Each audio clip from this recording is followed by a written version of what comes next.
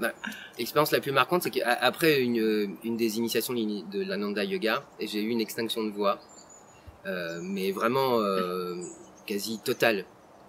Et il se trouve que j'étais sur un tournage à ce moment-là.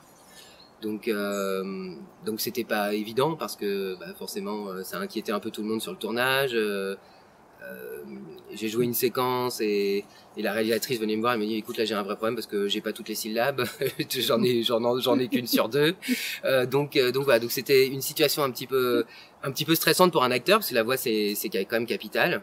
Et ce qui m'a vraiment étonné, c'est que dans ce contexte un peu d'inquiétude autour de moi, c'est d'avoir su garder mon calme alors que j'étais un peu la cause de tout ça. Et, euh, et je me suis surpris à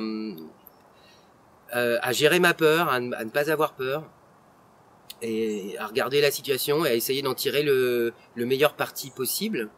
Et en plus, les astres étaient bien alignés puisque je devais jouer à ce moment-là un personnage euh, agonisant.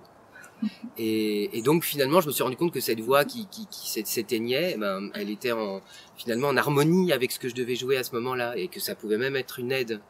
Et donc je suis rentré vraiment dans mes sensations, je suis rentré dans mon corps, et je me suis inspiré de ce que justement ce que cette voix-là me disait, me donnait.